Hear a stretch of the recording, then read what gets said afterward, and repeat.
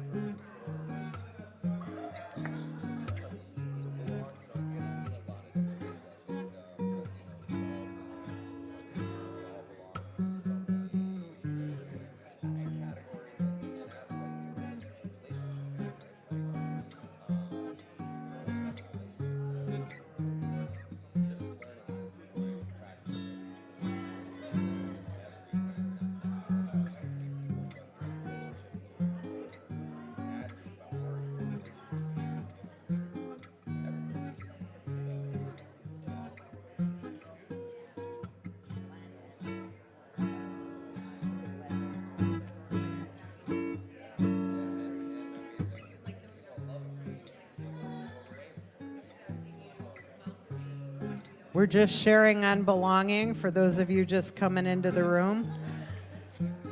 Welcome.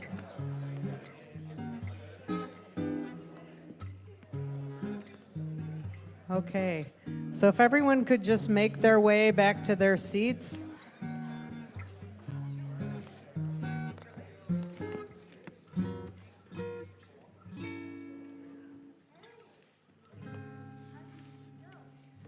Okay, so actually, I'd like to take a few shares from the room and online, just some shout outs. Anybody feel like sharing? What does belonging mean to you?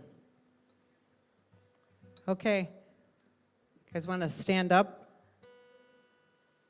Come over here, actually come over here and use the mic so people can hear you. Yeah, I think belonging means to me because I just love being joy in this community. I love Seaside so much, and Seaside is my home to me. Oh, thank you. Thanks, Quincy. Do you want to share too, Christine? And then I'm going to ask you to share from the chat, John. You didn't know I was going to make you take the mic. No, I didn't. Turn around so they can see you online. Well, I think what I told my wonderful new partner that I met for the first time, Laura, it's feeling included, being welcomed, and feeling like you're in the right place, just like the sign out front says that we are. And it's a wonderful feeling. But my partner had wonderful things to say, too. You want to pipe in, Nora? I would say that it has a feeling of like casual intimacy, like feeling belonging, where there's no pretense, and it's just open and from the very beginning, like your family or your best friend. You can just call them up anytime and just say, hey, I'm here. Beautiful, thank you. And are you going to share from the chat? Yeah, Jennifer says, being accepted for who I am, not judged, and I don't feel the need to change or hide parts of myself. And Michael says, belonging means sharing God's love, to be connected with that love and to know there is no separation. And Celinda says, accepted for who I am, but also accepting others for who they are. And Denise shared, thank you for sharing, Michael. And Celinda, she's thanked everybody. Oh, and she said, to me, belonging feels like home, like acceptance. Beautiful. Want to come on up? Julia, right, Julia? To me, when I think of belonging, I think of just from the beginning meet of someone or walking into a room, like a smile, that feeling of being seen, like seeing each other. Thank you. That's beautiful. So we're going to spend a lot more time thinking about belonging today. So I think we're going to kick it off with our feature from our beautiful songstress, as Don would call her.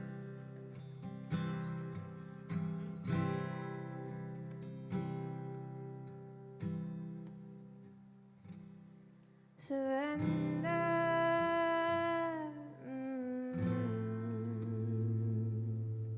surrender.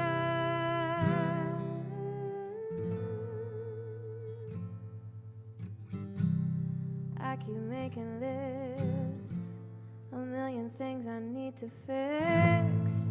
I make everyone crazy. Is it something about me? I keep tightening up my grip, but I aim so much I miss, and I'm fighting the river when I try to hold it all together, but it's just not getting better. Surrender.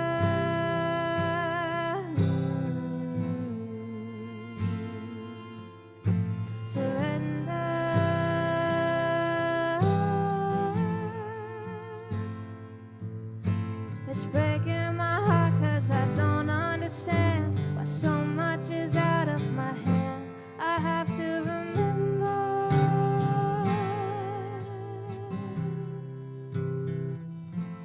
to surrender.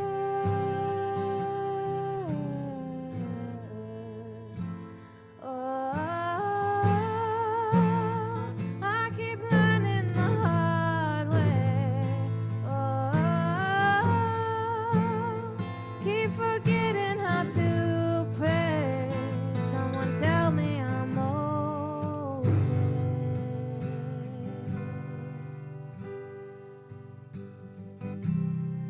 I climbed a mountain I could not resist. I hit the bottom at the top of it. I was broken wide open. There's a freedom in the free fall. Wanna scream, but I whisper,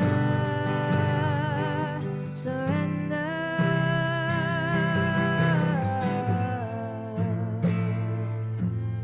Surrender. Oh, surrender.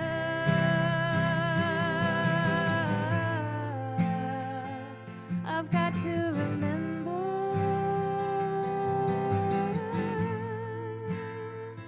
to surrender.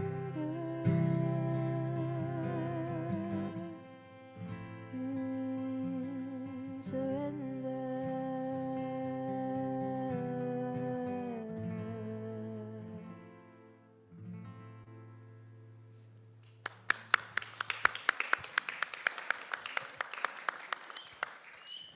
So this month, our Sundays are anchored around the book Atlas of the Heart by Brene Brown.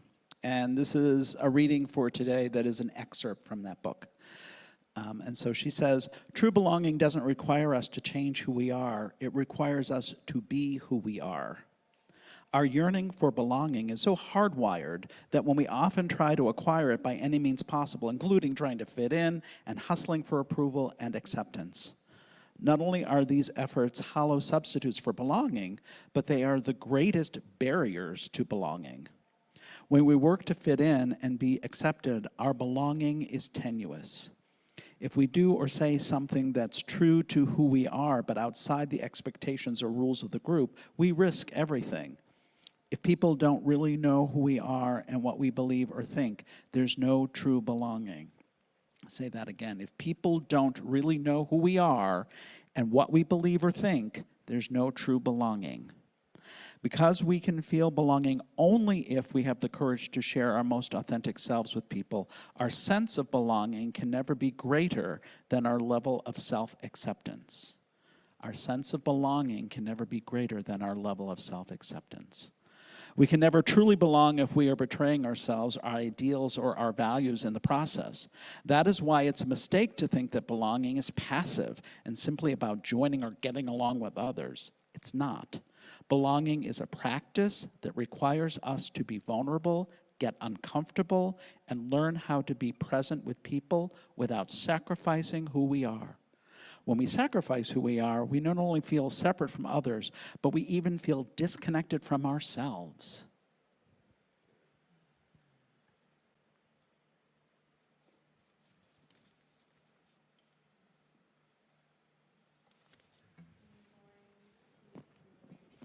Om Shanti, and we invite you all to sing with us as we are one voice.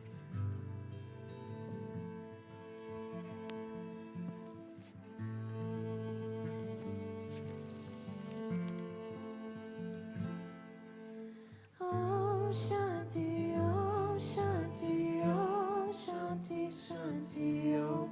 Om Shanti, Om Shanti, Om Shanti, Shanti, Om. Om Shanti, Om Shanti, Om Shanti, Shanti, Om. Om Shanti, Om Shanti, Om Shanti, Shanti, Om.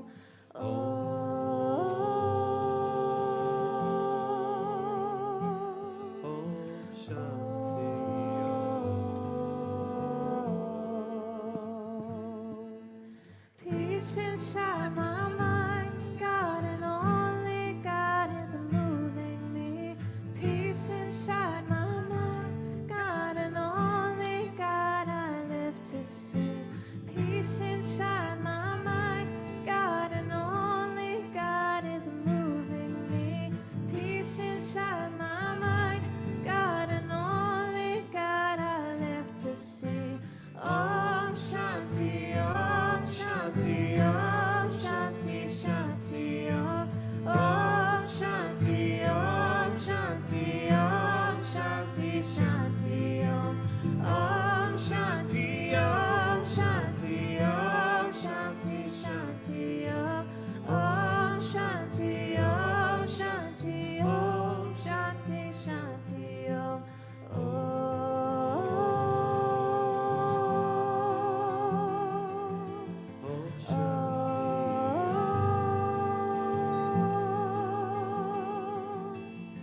Peace inside my heart, God and only God is moving me. Peace inside my heart, God and only God I live to see. Peace inside my heart, God and only God is moving me. Peace inside my heart, God and only God I live to see. Om Shanti, Om Shanti, Om Shanti, Shanti, Om. Om Shanti, Om Shanti, Om Shanti, Shanti, Om. Om Shanti, Om Shanti, Om Shanti, Shanti, Om. Om Shanti, Om Shanti, Om Shanti, Shanti, Om.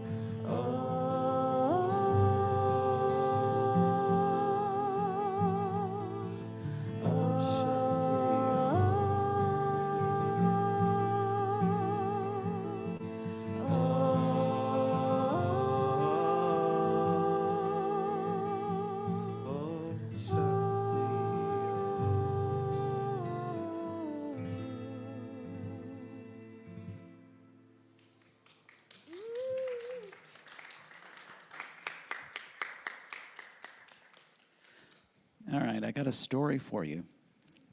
So I invite you to just take a breath And if you aren't already settled in and present, just get present to this story because it's really beautiful. And this is about the power of encouragement. It's called Teddy and Mrs. Thompson by Elizabeth Salience Ballard from 1974. So Jean Thompson stood in front of her 5th grade class on the very first day of school in the fall and told the children a lie. Like most teachers, she looked at her pupils and said that she loved them all the same and that she would treat them all alike. And that was impossible because there was in front of her, slumped in his seat in the 3rd row, a little boy named Teddy Stoddard. Mrs. Thompson watched Teddy the year before and noticed he didn't play well with the other children, that his clothes were unkempt and that he was constantly in need of a bath, and Teddy was unpleasant. It got to the point during the first few months that she would actually take delight in marking his papers with a broad red pen, making bold X's, and then marking the F at the top of the paper, biggest of all. Because Teddy was a sullen boy, no one seemed to enjoy him either. At the school where Mrs. Thompson taught, she was required to review each child's records, and she put Teddy's off until last. When she opened his file, she was in for a surprise. His 1st grade teacher wrote, "Teddy is a bright, inquisitive child with a ready laugh. He does his work neatly and has good manners. He is a joy to be around." And a 2nd grade teacher wrote, "Teddy is an excellent student, well liked by his classmates, but he is troubled because his mother has a terminal illness, and life at home must be a struggle." His 3rd grade teacher wrote, "Teddy continues to work hard, but his mother's death has been hard on him. He tries to do his best, but his father doesn't show much interest, and his home life will soon affect him if some steps aren't taken." Teddy's 4th grade teacher wrote, "Teddy is withdrawn and doesn't show much interest in school. He doesn't have many friends and sometimes sleeps in class. He is tardy and could become a problem." By now, Mrs. Thompson realized the problem, but Christmas was coming fast, and it was all she could do with the school play and all until the day before the holidays began, and she was suddenly forced to focus on Teddy Stoddard. Her children brought her presents, all in beautiful ribbons, bright paper, except for Teddy's, which was clumsily wrapped in heavy brown paper of a scissored grocery bag. Mrs. Thompson took pains to open it in the middle of the other presents. Some of the children started to laugh when she found a rhinestone bracelet with some of the stones missing and a bottle that was 1/4 full of cologne. She stifled the children's laughter when she exclaimed how pretty the bracelet was, putting it on and dabbing some of the cologne behind her wrist. Teddy Stoddard stayed behind just long enough to say, "Mrs. Thompson, today you smell just like my mom used to." After the children left, she cried for at least an hour. On that very day, she quit teaching reading, writing, and speaking. Instead, she began to teach children. Jean Thompson paid particular attention to the one they called Teddy. As she worked with him, his mind seemed to come alive. The more she encouraged him, the faster he responded. On days there would be an important test, Mrs. Thompson would remember that cologne. By the end of the year, he had become one of the smartest children in the class, and, well, he had also become the pet of the teacher who had once vowed to love all her children exactly the same. A year later, she found a note under her door from Teddy telling her that of all the teachers he had in elementary school, she was his favorite. 6 years went by before she got another note from Teddy. He then wrote that he had finished high school, 3rd in his class, and she was still his favorite teacher of all time. 4 years after that, she got another note saying that while things had been tough times, he stayed in school, he stuck with it, and he graduated from college with the highest of honors. He assured Mrs. Thompson she was still his favorite teacher. Then 4 more years passed, yet another letter came. This time he explained that after he got his bachelor's degree, he decided to go a little further. The letter explained that she was still his favorite teacher, but that now his name was a little longer. The letter was signed Theodore F. Stoddard, M.D. The story doesn't end there. You see, there was yet another letter that spring. Teddy said he met this girl and was to be married. He explained that his father had died a couple of years ago and was wondering if Mrs. Thompson might agree to sit in the pew usually reserved for the mother of the groom. And on that special day, Jean Thompson wore that bracelet, the one with the rhinestone missing, and on that special day, Jean Thompson smelled the way Teddy remembered his mother smelling on their last Christmas together. They hugged each other, and Dr. Stoddard whispered in Mrs. Thompson's ear, "Thank you, Mrs. Thompson, for believing in me. Thank you for so much for making me feel important and showing me that I could make a difference." Mrs. Thompson, with tears in her eyes, whispered back, and she said, "Teddy, you have it all wrong. You were the one who taught me that I could make a difference. I didn't know how to teach until I met you." As General Erich Schnitsky said, "We must love those we lead." Got to take a breath after that story.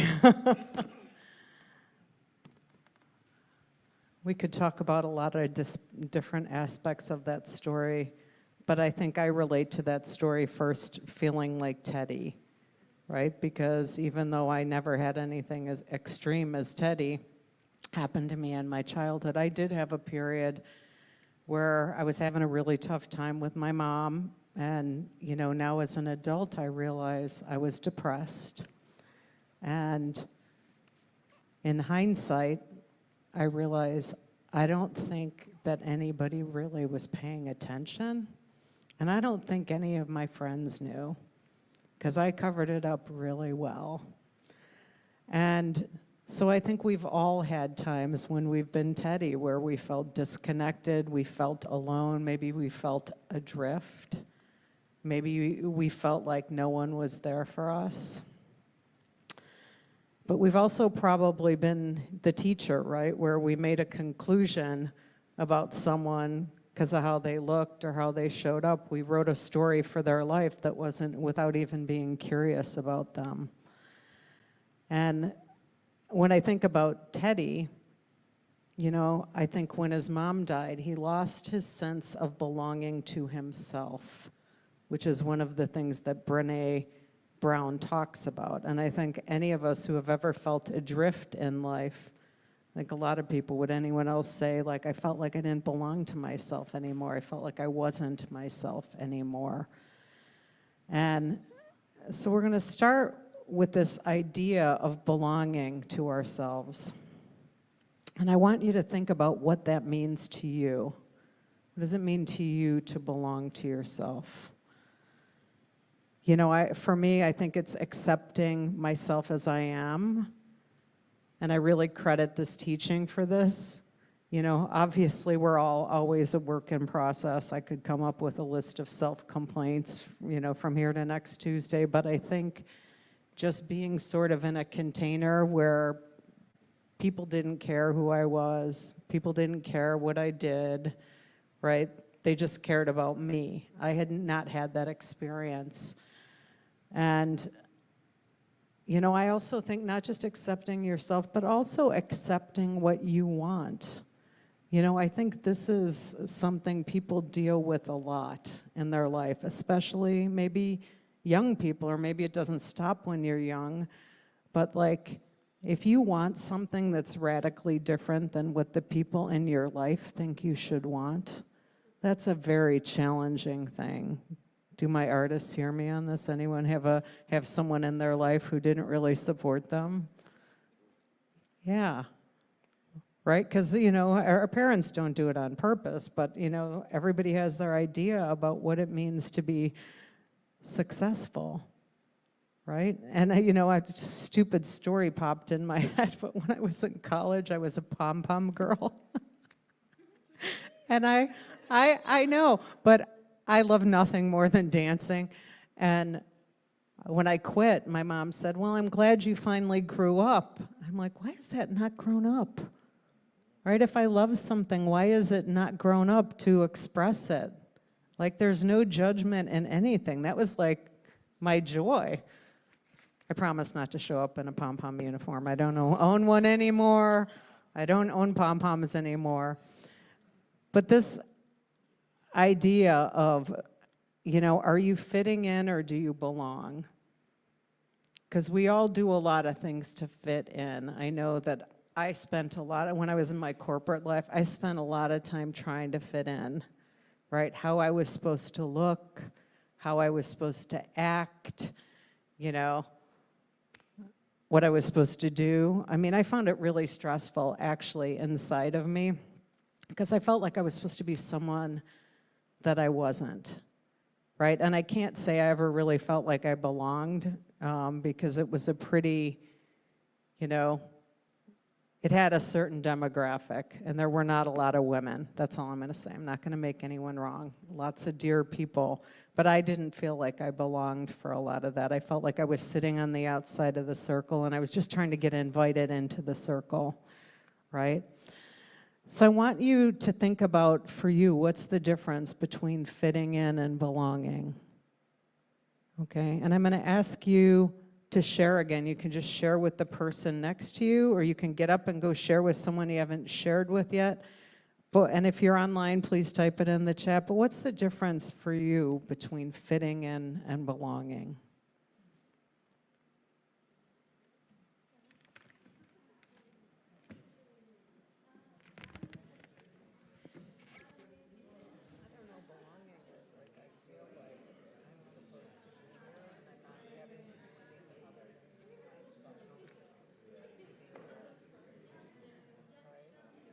Fitting in is like I'm trying to have a certain image or whatever. Yeah.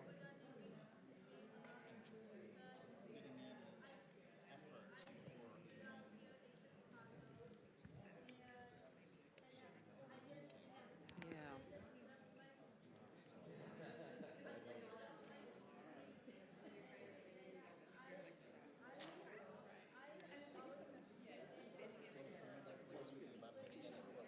Okay, you can share that.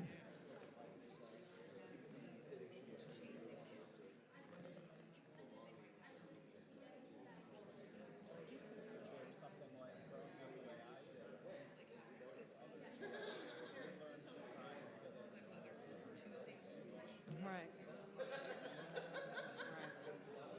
Maybe you can share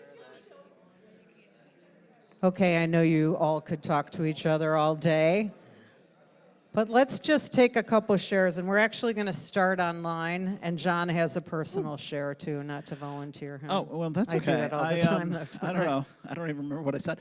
But I know that for me, some of the differences show up as like, having to fit in from a very young age just changed the way that I approached life. And it took a long time to find a place to just be safe with myself, let alone be present and fully authentic in a room with a group of people. Jennifer says, fitting in is having to change or hide parts of myself to be accepted. Belonging is being my authentic self always and still being loved, which you absolutely are. Denise says to fitting in seems to be acceptance and looking the part. And I think that's a very important point. But belonging is more about feeling the acceptance and knowing you should be there. Yeah, I was thinking about how fitting in is so much effort. You have to effort so much. And it's always like thinking, oh my God, and belonging is resting, just kind of being there. Michael says, fitting in means approval from the outside. Belonging means loving from within. That's beautiful, Michael. It's beautiful. Okay, anybody in the room feel compelled to share? Let me see if I can get someone who hasn't shared, Christine. Let's see if there's someone else. If not, we'll come back to you. Okay, we'll take. I will you share, volunteer Ryan? people. Okay, Ryan's going to share, and then Christine's going to share. I suppose fitting in to me comes like it tends to be a negative thing. Like I would do it at my own expense because I have doubt or there's trauma that I haven't realized that I'm dealing with, or I guess that's kind of it. Like it comes from like as Jeffrey was saying, kind of inauthentic self, but also it can be. What else was I saying? Yeah, but also like there can be challenges that like you're just not willing to negotiation's part of it. You got to negotiate with yourself. So you got to be able to do that and not necessarily call something bad right away. That might be something that's growth. So like self-talk, Yeah. like bringing in No, some that's positive absolutely right. self-talk. Thank you, Ryan. That was wonderful. Okay, you're going to take Christine, Sharon, then we're going to move along. Well, I moved to Chicago to be with this man that I love, and his life was already structured, so I felt like I had to just fit in. I had to be accepted by not only his daughter, who thought it was awful that her father was with someone after their mother died, even though it had been a year and a half. I had to fit in with his friends, with his groups, with his schedule. I felt like I was the cat that he came home to. And that meant that I was losing myself. And just lately, when I left that group that had been very friendly to me on Sunday at fellowship, I said to them, I'm going to go make my friends. And that's why I came here. Thank you. Beautiful. And thank you for sharing about losing yourself. I think we can all relate to that, you know. And, you know, what you're describing is he wanted you to tuck into his life. And I know that I've had that experience in relationship, too. Like, you're supposed to be a certain way, right? Were you going to say something, No, John? no, I don't. I think, well, I was going to just say what I talked about when I spoke, whenever it was, a couple Sundays ago. We talked just a little bit about expectations, right? And that's in the book by Brene, and she talks about the idea of expectations that are shared and we were open and available to, and expectations that are stealth expectations that we just sort of assign to someone because they're our girlfriend or boyfriend, or they're our sibling, or they're the whatever. And so just to be mindful of that, because it kind of invites people to conform rather than be authentic. Beautiful.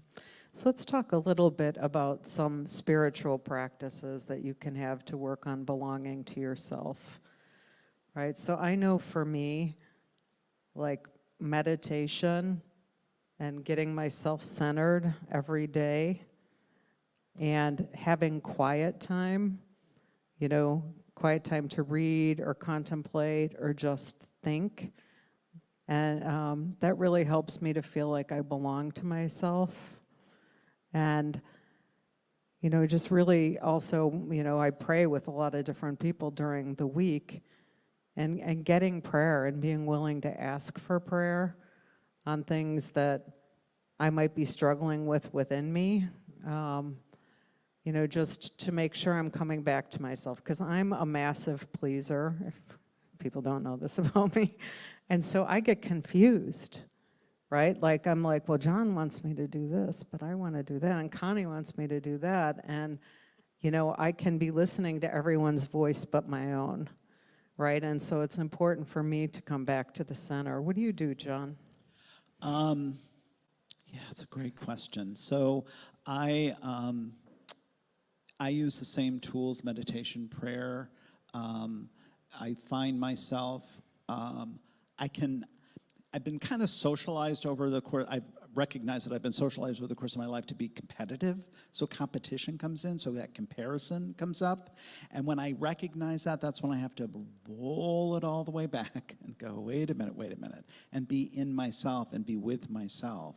And so that's where spiritual practice really helps me, is to sort of move out of that way of thinking that I was taught along my life. Yeah. Yeah, I don't know, this just popped into my head. So I was thinking about, you know, before you're a minister, you have to be a practitioner, which is, we have a number of practitioners here at Cityside. John is one, but he's going to be a minister real soon. Connie, several other people. And when I was in prac training, I had been in this relationship on and off for 4.5 years.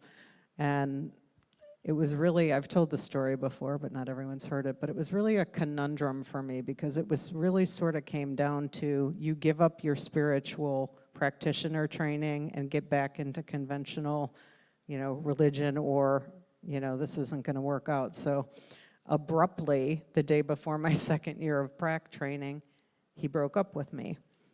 And at the time, I thought, well, that was an answer to my prayer. It wasn't what I expected it to be, but the reason I'm sharing the story is I sat and cried the whole 3 hours of class the next night. And no one tried to fix me. You know, no one tried to fix me. They're just like, you're here with you, we're here with you, you know, but they weren't trying to fix me. And I think really for our belonging, those are the people we're looking for in life, right? Like that you can just be with me with whatever is going on in my life, and you don't have to fix me. Right? And that to me is really a lot, you know, and it helped me to learn to belong to myself. Like that exactly where I was okay.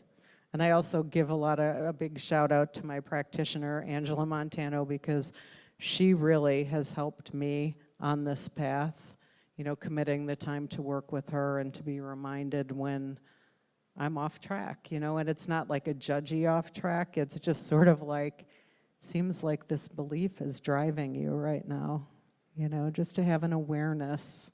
It's what we do here at Cityside, right? Our mission is to create safe space. And how do we do that? We make it safe by trying not to fix everybody, but we just let ourselves be, right? We accept and know. I know Reverend Linda talked about it in her talk last week, this idea of allyship, of standing with somebody. And when you find your tribe, you find those people that will stand with you as you're standing in your authentic self. And that's so important. Yeah. So we're going to pivot a little bit now and talk about connection, which, you know, we couldn't possibly do this book that we're studying justice. There's so much there, this Atlas of the Heart by Brene Brown. But Brene Brown says connection is the energy that exists between people when they feel seen, heard, and valued, when they derive sustenance and strength from the relationship. So can everybody think of people in your life you feel connected to, right? And there's a lot of research now on happiness, and there's a book I love by a guy named Arthur Brooks called From Strength to Strength, and he talks about how important our close relationships are. You know, that everyone needs to have 4 or 5 close relationships, and that even beyond, if you have a partner, even beyond your partner, right? Just to have a container that holds you. And what does disconnection feel like, and when does that happen? So like Teddy was feeling disconnected, right? We could say that about him. It happens when one person misunderstands, invalidates, excludes, humiliates, or injures another person. And if it's not addressed, it becomes acute. And you can see that in relationships, right? Does anyone have that experience in a relationship, whether it's at work or it's your personal life or a family member? Yeah, we got a couple hands going up. You know, I know I do. I'm like, okay, bye, out the door here, bye, right? But that's just a sign of disconnection. Now I can catch myself and say, oh, I'm feeling disconnected. I need to have a conversation. I need to do something about how I'm feeling. But when we are disconnected, we can lose touch with our own feelings and our own inner experience. And, you know, they say that disconnection impacts your body in the same way that pain does. So think about how tough the last few years have been for many people with COVID, like isolation, aloneness. It's a kind of pain, being disconnected. And you know, the other thing we need to watch for in ourselves, our other reaction when we're trying to be accepted and approved of that can impact our connection, is perfectionism.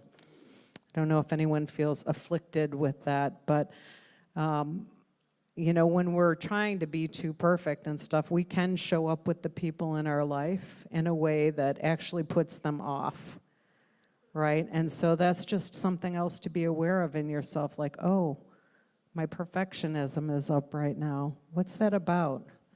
Like, what is the idea in my mind about what I'm supposed to be doing that's driving me to think I need to be perfect in some way? And, you know, we might also just move to insecurity if we're feeling disconnected, right? And I know, God knows I've been there, right? Anybody else been to the land of insecurity? Right?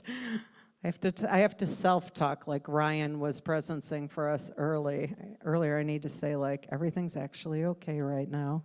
Nothing's wrong. Like, I think self-talk is an important spiritual practice too. Like, what are you saying to yourself? What are you repeating to yourself? Brain science now tells us that like whatever we say all the time, that's where our brain goes. So even though it's like super tempting to go down the pity party rabbit hole, we have to like not let ourselves live there too long. We might allow ourselves a minute or a little bit, but then we don't want to park there. And self-security is the open and no judgment mental acceptance of one's own weakness. I love that, the acceptance of our own weakness, right? Like, I'm not perfect. Yeah, it was really interesting last night. I was with Rich's parents, and his parents are 85 and 86. And his dad was asking me, you know, he was a Lutheran minister, and he said, what do you teach about forgiveness? And, you know, I'm talking to a Lutheran minister, and I'm a New Thought minister. I'm not really sure what to say right now. And like he said, I just feel like I could have showed up better in my life when I was a young man with some of the people in my family. And this is one of the kindest, nicest human beings you ever met. And so I didn't try to fix him, but I did send him a Paul Ferrini book on forgiveness this morning, I have to admit. Because it's like we all have that, you know, in ourselves that criticizes ourselves. And sometimes something comes up that happened a long time ago, and like that little voice comes back, and it's like, why is my brain not over this yet? Right? Why am I not over this? And I think that's a mental pattern too. And I always say, you know, if I had known better, I would have done better. So I commit to do better in the future. Okay, my screen turned itself off. That's the problem with technology. And there's a lot of other things we could talk about. We could talk about feeling invisible as something that leads us to disconnection. You know, we talked about social isolation already. And I think the lie that a lot of us live in is that we're not interdependent. Right? Like a lot of us were taught, like, you know I figured this out early in my life, like I have to do it myself, right? No one's going to do it for me. I have to go do it for myself. But the truth is we are all interconnected.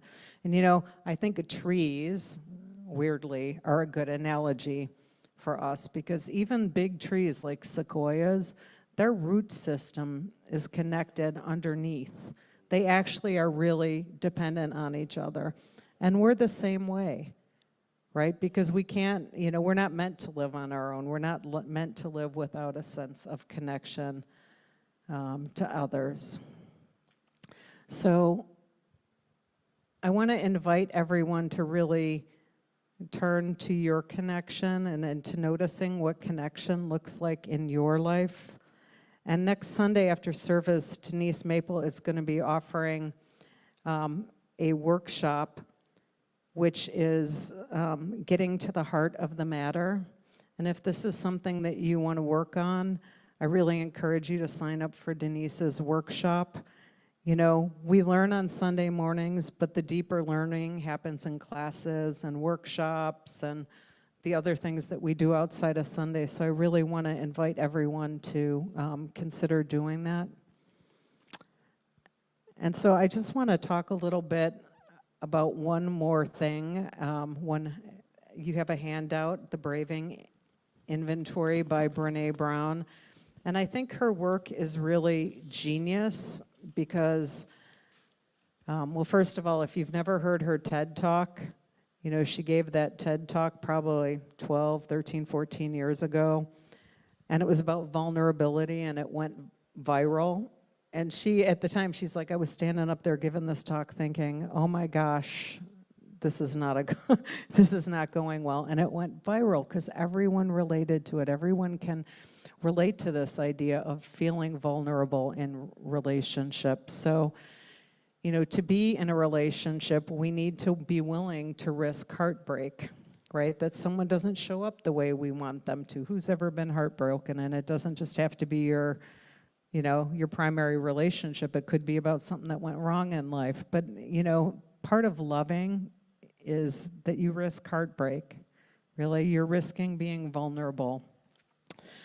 And for us to really, though, experience a deeper connection, we need to really lean into that vulnerability. So Brene has her braving inventory, and I really like this as a good little checklist. If you look at the front page of it, the front side of it, that looks like this. Everybody has the handout, and you should have it in the chat online. So the first B is boundaries. Now, I didn't know what a boundary was if it would hit me in the face before I got into this teaching, and I think I'm still learning. But, a boundary is really being okay, or knowing what's okay with you and what's not okay with you. Okay, that's what a boundary is. And I don't know about anyone else, but in my family, we didn't have very good boundaries, and so it was confusing, right? Never even knew what one was, really. But the first one is boundaries. The second one, the R, is reliability. So reliability is you do what you say you'll do. And I think, if you think about who you're in relationship with, it's very challenging to be in a relationship with someone who's not reliable, because you never know if they're going to be there. But sometimes maybe we're that person who's not reliable, right? And it's because we might have said yes to something we didn't really want to say yes to. I mean, I've done that, right? Because I said yes, I didn't really want to. So the second one's reliability. The third one is accountability. So you own your own mistakes, and you apologize and make amends. The fourth one is the vault, and that means you don't share information that you don't have permission to share. So that's about having a safety in a relationship. The next one is integrity. You choose courage over comfort. This is a really good one. So you are willing to do what's right, even if it's not fun or easy.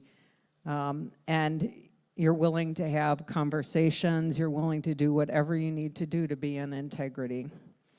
And the next one, non-judgmental. I can ask for what I need, and you can ask for what you need. There's no judgment here. I think that's a big one. Personally, I know that was a big one in my life. Not okay to ask for what you want at home. Be happy with what you have. Anyone hear that at home? Be happy with what you have. Ever heard that one? And then G is generosity. So if there's an action that's taken, you assume a positive intent, right, from the person, and you check it out with them. And I'm not saying people always have a positive intent, because sometimes they don't, but at least you check it out instead of assuming it.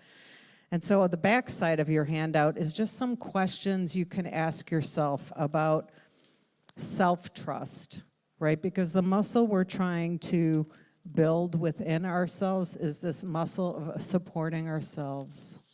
Right, so she gives, I'm not going to read them, but there's some questions that you can take home, and you can take them into your spiritual practice or your reflection and just think about it. How am I doing with myself? How did I do with respecting my boundaries today or this week? And was I clear about what was okay and what's not okay? And what I want to say to you about all of these is, if you notice that you're a little bit out of alignment with yourself, if there's something you need to do to clean it up, if you need to go talk to someone and say, hey, John, I know I said yes to that, but I really don't want to do that. I just need to be truthful.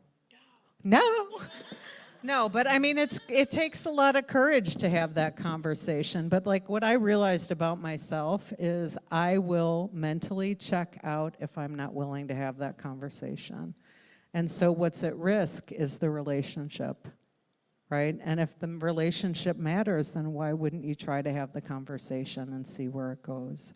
So that's my encouragement to all of you.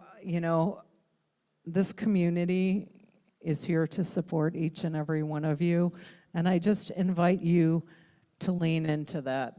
That's really why we exist. We exist to support each other. And if you need some support today, get some prayer after service. I think Connie is offering prayer. That'll be over there.